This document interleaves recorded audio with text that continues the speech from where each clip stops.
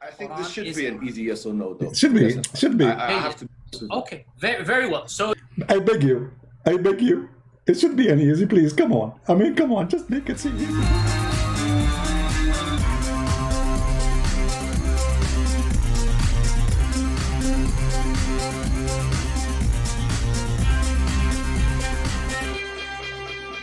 Hello everyone, and peace of Christ to all of you. Please invite your friends and have good time together.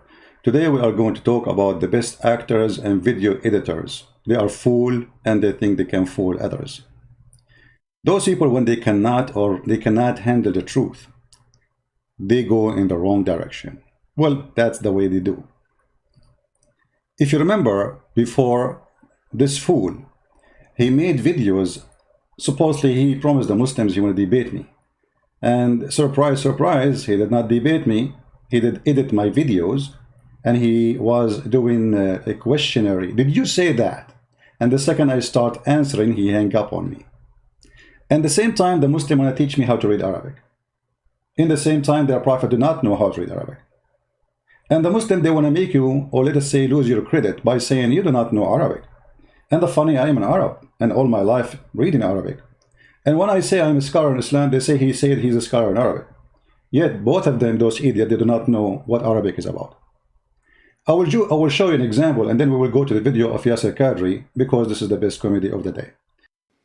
He's saying the Jews took their side, therefore they deserve the torture. Basically, he is because of his extremism. This guy's an extremist. I did not say anything of that, but let me show you. You just admitted the one who say support torture, he is extremist. What about the one who do it? Let us see what your prophet he did. Your prophet cut the hands and the feet of his enemy, and he gagged their eyes. Guys, do you see it? He just said he is against torture. Here you see the hypocrisy of those cowards. Here we see Muhammad. He is enjoying torture. Is that torture to put nails which is heated with fire in the eyes of somebody? Is that torture or not? Is it torture to cut the hands and the feet from opposite direction and crucify them and let them die slowly? So they are against torture, but they practice torture. Actually, Islam, all of it is about torture. The man, he can beat his wife. If you steal an egg, we cut your hand. Is that a torture or this is a penalty? An egg. Somebody, he steal an egg. In Muhammad, he says, you cut the hand of a person if he steal an egg or a rope. An egg, which means he is hungry. A person, he needs some food. How you cut his hand? Under what logic? That is torture. That is not penalty. So those cowards, they play angels and they play victims.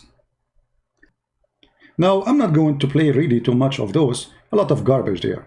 But I want to go to this video made by an ex-Muslim. His name is Samir Abdullah. I have a conversation with him. Actually, he's a nice guy. But, you know, we disagree about many things because he is an atheist. But we agree in many things about Islam. This guy, he is the one who got Muhammad busted, by the way, about the video of Yasser Qadri. And there's a link for his video down. You can go to his channel.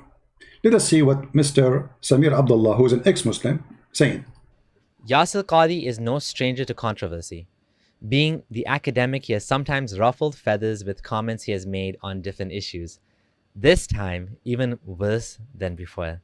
He said something now, again, that shook the ground or pulled the rug below the Dawah guy's feet. So much so that Muhammad Hijab took the drastic step of deleting the last 30 minutes of his interview from the point Yasser Qadri started talking about, guess what? Quran preservation. Hold on, my friend. Mimi Hijab, he did not do it. It was Allah who did it. Isn't it Allah who do the same? Allah in the Quran, he says that if you want you to forget Quran, if Allah, he calls you to forget Quran, he will give you something like it or similar. So Mimi Hijab, he have part he don't like, and Allah told him we need to make them forget it. The same as the Quran. And the funny, they say to us that the Quran is preserved when the Quran itself saying that Allah calls the Muslim to forget the Quran. And what was the verse was made by Muhammad because himself he forget the Quran. If we go to the hadith, we will find that Muhammad was really forgetting the Quran. Muhammad forgetting such and such verses and such surahs. This is al-Bukhari. The Prophet himself, he forget the Quran. The Prophet heard a man reciting the Quran in the mosque and said, may Allah bestow his mercy on him, as he reminded me of such and such verses and such and surah. By the way, the Muslim, they will say, see, it doesn't say he forget it, it says he remind me. And let us show you. Here we go. This is Sahih Bukhari too.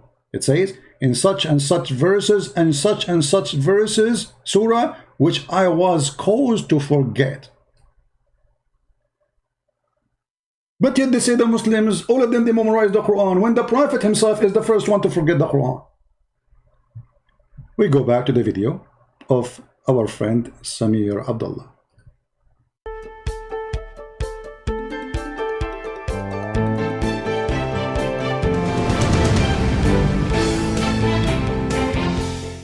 This is your friendly neighborhood ex-Muslim Abdullah Samir here. I'm exploring the topic of Islam and how it affects the lives of believers and disbelievers. Welcome to my channel if you're new here. Yasir had established a rapport with Muhammad Hijab. Hijab was giving him the chance to air some difficult questions and tackle them on his established platform. Hold on, Abdullah, please. You know, you missed something. We need to introduce who is Yasir Qadri to Mimi Hijab first. If we go, we will see Mimi Hijab introducing Qadri as his master. Listen carefully. Who is Yasir Qadri? Mimi Hijab, tell us. Someone who has done it all in dawah, has been in the East and has been in the West, has acquired, as I say, more degrees than a thermometer. Dr. Yasir Qadri, how are you? I mean, his guy do not need introduction. This guy is a big sheikh. This guy, he known in the West and the East. And later, they cut his video. Look. The video here is 1 hour, 16 minutes and 26 seconds. How many? 1 hour, 16 minutes and 26 seconds. How is the original video? 1 hour, 45 minutes and 8 seconds. What happened? The video went in diet.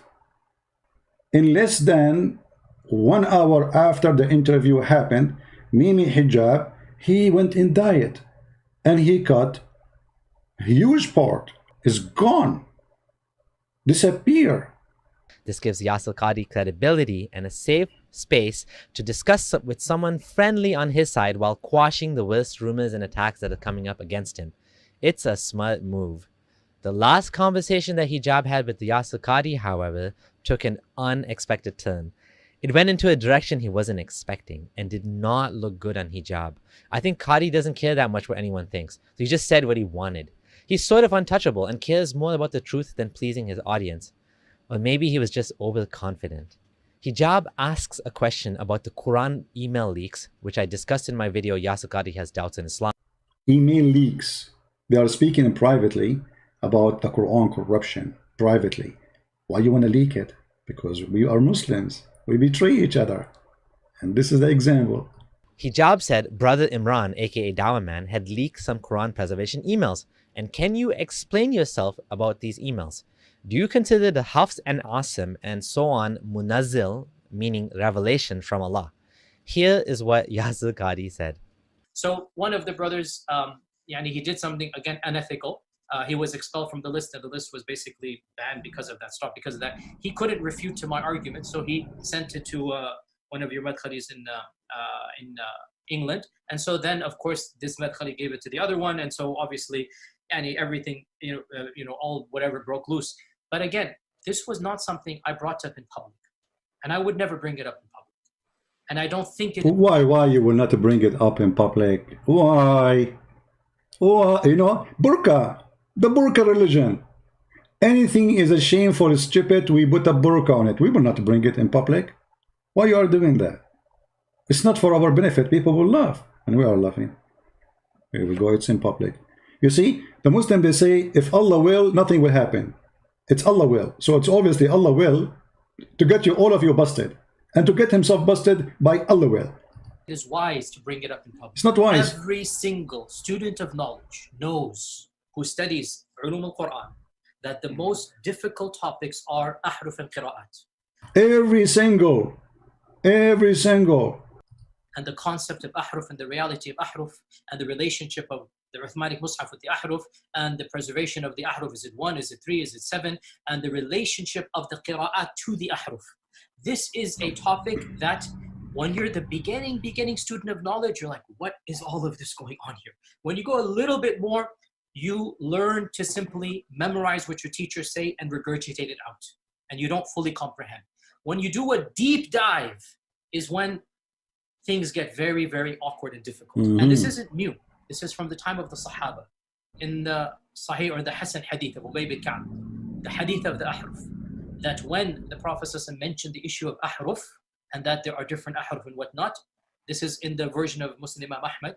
Ubay bin Ka'b says, authentic Hadith, فَدَخَلَ فِي نَفْسِي شَكْ. In my heart, a doubt came that I hadn't had about Islam since the days of Jahiliyyah. This is not a joke, brothers and sisters. The issue of ahruf and qira'at caused confusion to somebody whom the Prophet said, if you want to listen to the Quran directly, listen to Ubay. Ubay is even the one who Muhammad he recommended to listen to the Quran to, he himself, he have a doubt about Muhammad when he heard the stories of those ahruf stuff. This guy is quoting the truth from the time of Muhammad. And how Muhammad refuted the Ubay. Listen carefully how he refuted him. Is not some even average Sahabi. He is the Qari of the Quran. He is the master. He is who he is. And he goes, فَدَخَلْ فِي نَفْسِي شَكْ. What is all of this stuff? And the Prophet put his hand, and then he goes, it all went away. You know, guys, he have a doubt in his heart about Muhammad being a prophet. Then Muhammad, he touched his chest. And then all the doubt is gone. It's a miracle. This is more powerful than Jesus speaking to the person who cannot see by touching his eyes. This is more powerful than Jesus saying to the dead man, walk and walk. This is more powerful. This is how Muhammad refuted. This is how he proved that he's a prophet. He have a doubt in his heart. He touched his breast. I'm so glad that Ubay was a man, not a woman. Now, for the first time, I'm telling you here, what was the crisis? I mentioned it, referenced it, but I never explicitly said it. Why didn't I say it? Because it should not be said in public. But unfortunately, these brothers, because they released the emails, so then I have to then get it. This was the issue. That the issue of ahruf and preservation and qira'at and relationships between them, these are very, very difficult issues. And the most advanced of our scholars, they're not quite fully certain how to solve all of the unanswered questions in there. Now, Muhammad Hijab should have known about the Streisand effect. When Barbra Streisand tried to hide photos of the mansion in California, it drew further attention to it. Hijab, if you try to hide something, that just makes it go more viral. If the video is already mirrored on Yasir Qadhi's channel, what good would removing part of it from yours be? Do you really think that'll work? But I know what Hijab will say. We did this because we didn't want to confuse the masses. Muslims don't need to know about Quran preservation. It'll hurt their iman and cause more doubt. Like Yasir Qadhi said, it's not wise to discuss these issues in public. It's not. Better we keep it behind closed doors. Under the burqa. There was even a bigger bombshell that came later. And by the way, this is now a well-known open secret amongst many Muslim graduate students and academics around the world. And this is well known. Traditional understandings of ahruf and qira'at cannot answer some of these pressing questions that are now being poked by our people outside of, by our academics, by their academics outside of the faith tradition. You see, in a Muslim environment, there's always some respect that we have for the Quran. We should. In a Muslim environment, we'll press a little bit and then we'll say, okay, khalas, sami'na wa ata'na. And that's great, alhamdulillah. خلاص سمعنا وأطعنا, which means okay, stop here, we obey. We heard and we obey. Don't question. This is what Muslims will do. When you go to academia, they don't have that red line. And they're going to just, you know, the famous story of the emperor with no clothes. They're going to just point out, no, that doesn't make any sense. Well, that's not true, and this and that. Did you notice what he said? The famous story of the emperor with no clothes. The king is naked. He just said that Muhammad, his nakedness exposed. Otherwise, why he is comparing the Quran and Muhammad to the story of the naked king and the boy, who nobody dared to say to him, you are naked, but the boy, he is innocent. He said the king is naked. He just said that. And now he is comparing Yasir Qadri, the fool king, to the fool Muhammad. Very glorious. And they'll bring issues, which I'm not going to mention explicitly, that you know are true because they're in your own books. They're not inventing anything new. They'll bring you riwayat and they'll bring you athar, and then you add to that very well-known issues of, I don't even want to be explicit. And then you bring on top of that makhtutat, and then. And it's very clear to you and to every single very advanced student and specialist that the standard narrative has holes in it. That's what I'm going to say. The standard narrative have holes. Islam have holes. Many sink, is sinking, is leaking everywhere. So we have to put a glue. And then what is the glue we will use? Mimi hijab glue. The one he said in every video. He go online, he have like little ball in his hand, says, brothers and sisters, buy this. The standard narrative does not answer some very pressing questions. Okay? This is what I'm going to say. Well-known secret among academics, huh? And did you catch that? He just said, Alhamdulillah. We poke a little and then we stop. Is he serious? He's saying it's good to be skeptical but not actually follow the evidence where it leads? Why not? Because it'll take you out of Islam? Because it'll destroy the narrative of the Quran being fully preserved? And then the final bombshell. Muhammad Hijab thought he was going to save the day with this question. But it so spectacularly backfired on him. It backfired so badly, like you cannot imagine. Hijab asks, if you had a blank mushaf, meaning a Quran, and write down with no interference what was revealed from Allah, would you write down what corresponds to the existing Quran we have? Yasir Qadri interrupted him and didn't even let him finish the question. Ask you one question to try and make this as specific as possible. I think if I were to give you a blank mushaf, yeah, and tell you to write what is munazzal verbatim from Allah into that mushaf with no human interference, would you write something which corresponds? It's not an easy answer. It's not an easy yes or no. It is enough for the Muslim to believe that the I think Quran this should is be an easy yes or no, though. It should be. Yes, Should be. I have to. Okay, very, very well. So I beg you. I beg you. It should be an easy, please. Come on. I mean, come on. Just make it seem easy, brother. Come on. This should be an easy. Like, I mean, this guy, he cannot keep his mouth shut. He want to continue. He tried to fix it. He make it blind. The first eye is gone. Now he is making the second eye go blind. And now he have no eyes.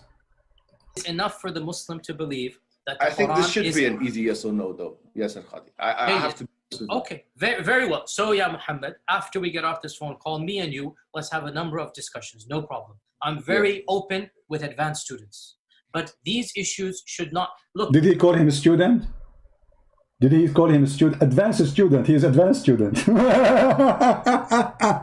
And Mimi hijab like a puppy. He did not say, I'm not your student. He did not say what I'm talking about. I'm not your student.